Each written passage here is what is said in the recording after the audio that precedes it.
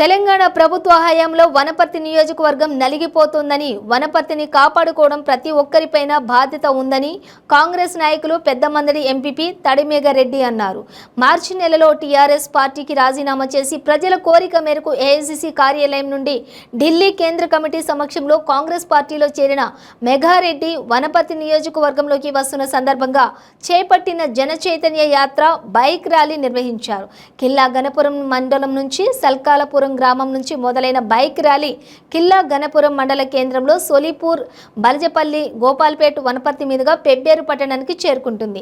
ఈ సందర్భంగా వనపర్తి పట్టణానికి చేరుకున్న ర్యాలీలో మెగారెడ్డి మాట్లాడుతూ స్థానిక నాయకులు కొందరు అవినీతి అక్రమాలకు పాల్పడుతూ భూ కబ్జాలు చేస్తూ వనపర్తి నియోజకవర్గాన్ని కబ్జాకూర్ల చేతుల్లో పెట్టారని, ఆ కబ్జాకూర్ల చేతుల్లో నుంచి వనపర్తి నియోజకవర్గంను కాపాడేందుకు తాను నడుం బిగించాడని, నేడు కాంగ్రెస్ పార్టీ తరఫున ప్రజల్లోకి వస్తున్నానని ఆయన పేర్కొన్నారు.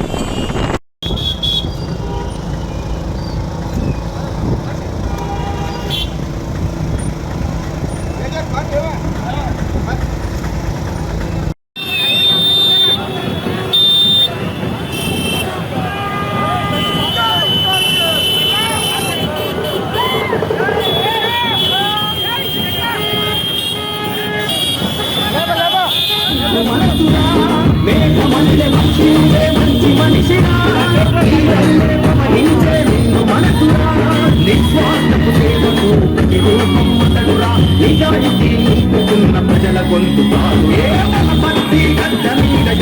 మొదలయ్యరా జయమో వేగారెడ్డి దండు వచ్చగా సమర శంఖమూజరా సయ్యని గర్జించరా అవినీతి పాలకుల అంతు చూడగా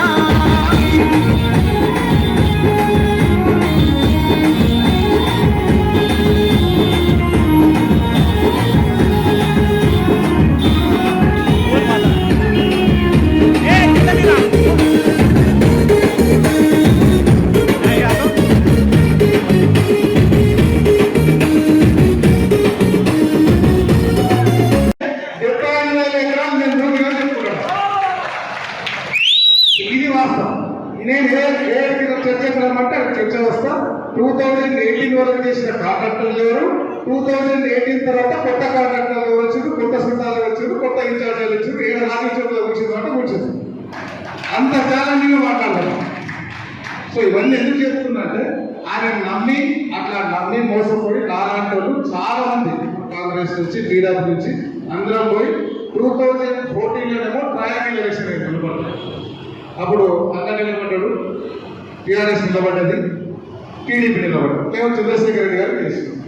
అలా కొల్లాపూర్లో డిపాజిట్ కానీ చెల్లెని పైసా వనపర్తికి వచ్చి నిలబడ్డాడు.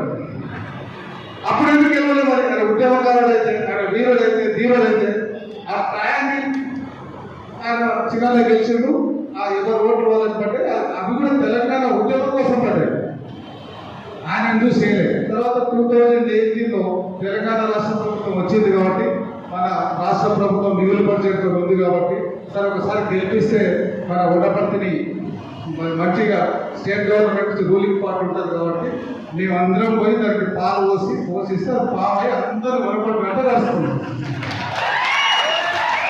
సో ఇప్పుడు దానికి కోడలు పెట్టాల్సిన టైం వచ్చింది. దానిలో ఉద్దేశంలో మార్చిలో మాకు అక్కడ ఈ డబ్బులు బిల్లులు ఇదంతా అసలు లెక్కనే కాదు. కొంచెం మేము చిన్న కుటుంబంలో వచ్చినాం. ఈ మధ్యకాలం వల్ల వాళ్ళ పెద్ద మనుషులు ఇంతక మన డిసిసి ప్రెసిడెంట్ గారు చెప్పినట్టు వాళ్ళ అనుచరులు కిందలు చైర్మన్లు వాళ్ళు వీళ్ళు నోటికి ఏది వస్తుంది మాట్లాడతారు. నువ్వు పాలు పిండుకున్నావని, నువ్వు మేస్త్రి పని చేసినావని.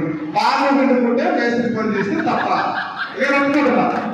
నీకెంతకెళ్ళి వచ్చినాయి ఎన్ని కోట్లు, ఇన్ని కబ్జాలు, ఇన్ని పాలన ఎంతకెళ్ళి వచ్చినాయి? మేము పాలు పిండుకునే బతికినాం. నేను సెంట్రింగ్ మేస్త్రి పనే చేసినాం, కాంట్రాక్ట్ చేసే బతికి నేను ఒప్పుకుంటున్నా. నీవెట్లా సంపాదించినావు, ఎవరి గురించి సంపాదించినావు, ఎవరి డబ్బులు, ఎవరి కథ, ఎవరి సో.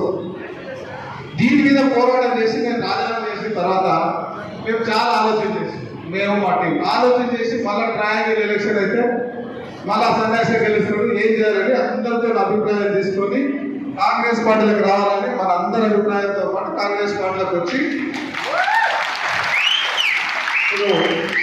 ఈ వేదిక మీదకి వచ్చి మీ అందరి దగ్గర కొంచెం ఇవన్నీ చెప్పాలని చెప్పినాం. ఇకపోతే ఆయన గురించి ఎంత తప్ప మాట్లాడితే అంత మంచిది. నోటికి ఏది వస్తే అది మాట్లాడతాడు, నోటికి ఏది వస్తుంది. కొత్త వనపర్తిని డెవలప్ చేసి ఆదాయం నుంచి ఏం డెవలప్ చేసినా చేస్తున్నాడు. ఏం చేసాడు? మెడికల్ కాలేజీ నారాయణపేటకు వచ్చింది, నారాయణపేటకు వచ్చింది, వనపర్తికి వచ్చింది. మిగతా ఇంజనీరింగ్ కాలేజ్ అన్ని జిల్లా హెడ్ క్వార్టర్లకు వచ్చింది, ఇక్కడికి వచ్చింది. రోడ్ పైన 2018 బిఫోర్ అన్ని కాన్స్టిట్యూషన్ అయిపోయింది. ఈయన లేట్ ఉన్నాడు. ఆ రోడ్డు పైన ఏమైతుంది కూడా అందరికి తెలుసు. ఇప్పుడు అది తెచ్చింది కొత్తగా వనపర్తికి తెచ్చింది ఏముంది? ఆడ పామవదల 14 ఎకరాలు ఉన్నది, 120 ఎకరాలు అయితే కృష్ణా నది కబ్జా చేసి 114 ఎకరాలు చేసింది. ఆయన కుటుంబం కొత్త ఫస్టులు అయినాయి, కొత్త డిపాజిట్లు అయినాయి, కొత్త అంటే ఇక్కడ నుంచి బ్లాక్ మనీ తీసుకెళ్లి అమెరికా తీసుకెళ్లి, చైనా తీసుకెళ్లి, సంగారెడ్డిపల్లి నుంచి వనపర్తికి బ్లాక్ మనీ వచ్చింది. ఆయన కుటుంబ సభ్యులు పడ్డారు, గది చేసింది. ఆయన తెలంగాణలో కేసీఆర్ బాగుపడ్డాడు, వనపర్తి నీలగిరి ఎక్కువ బాగుపడ్డాడు. వనపర్తి ప్రజలకు ఆయన ఇచ్చింది ఏం లేదు, సాధించింది ఏం లేదు. ఇక మనం చేయాల్సింది ఏంటంటే ఇక చెప్పుకుంటూ పోతే ఆయన గురించి చెప్పుకుంటూ పోతే చాలా ఉంది. తర్వాత చాలా వేదికలు ఉంటాయి, మళ్ళీ చెప్పుకున్నాం. ఇక్కడికి వచ్చిన అందరికీ పాత కొత్త కార్యకర్తలకు అందరికీ నా రిక్వెస్ట్ ఏంటంటే మన బాగా ఒక్కటే సైడ్ పెట్టాలి. మన బాగా ఫస్ట్ పుందేళ్ళు పెడతాం, కొట్టిన తర్వాత కుప్పల సంగతి తర్వాత చూస్తుంది. అట్లా ప్రతి ఒక్క కాంగ్రెస్ కార్యకర్త, ప్రతి ఒక్క కాంగ్రెస్ లీడరు ఒక్కొక్కరు ఒక 1000 ఓట్లు బాధ్యత తీసుకొని ఆ సీట్ ఎవరికైనా కానీ, బీఫామ్ ఎవరికైనా కానీ ఫస్ట్ కాంగ్రెస్ క్యాండిడేట్ మీద వనపర్తి నియోజకవర్గంలో వనపర్తికి పట్టిన దరిద్రాన్ని, వనపర్తికి పట్టిన నియంత్రణ, వనపర్తికి పట్టిన ఆ అవినీతి మనిషిని మొత్తం ఇక్కడ నుంచి 100 ఫీట్ల గుంటది సభ్యుల బాధ పెట్టాలి.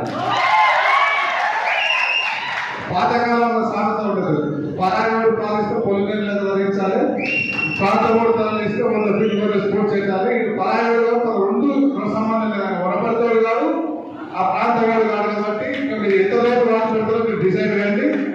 ఒక్క 3 నుంచి 4 నెలలు పనిచేయండి. మీతో పాటు అన్నా మేము అందరం ఉంటాం. ఒక 4 నెలలు ఇన్ని రోజులు ఇంకా ముఖ్యంగా మీ అందరికీ 10 సంవత్సరాల నుంచి అధికారం లేకుండా మీరు కాంగ్రెస్ పార్టీలో మీ అందరికీ ప్రత్యేక ధన్యవాదాలు చెప్పుకుంటున్నా. సో 120 నుంచి 150 రోజులు కష్టపడండి. రోజుకు 4 నుంచి 5 గంటలు పార్టీ కోసం వేయండి. పార్టీ కూడా మిమ్మల్ని మంచిగా చూసుకుంటుంది, ఫ్యూచర్ చాలా బాగా చూసుకుంటుంది, మంచిగా ఉంటుంది. మీరు ఒక్కొక్కరు 1000 ఓట్లు ఒక ఓటర్ లిస్ట్ పెట్టుకుని లెక్క పెట్టుకుని 1000లో 80 దాకా వస్తున్నాయి, 90 దాకా వస్తున్నాయి. ఎన్ని గంటలు ఎక్కువ కష్టపడాలని మీరు అందరూ మనస్ఫూర్తిగా కష్టపడాలని కోరుకుంటూ నాకు ఈ అవకాశం ఇచ్చిన వేదిక మీద నా పెద్దలందరికీ మీకు చాలా ఫ్యూచర్ కలిసి మాట్లాడాల్సింది తర్వాత మాట్లాడు. Thank you.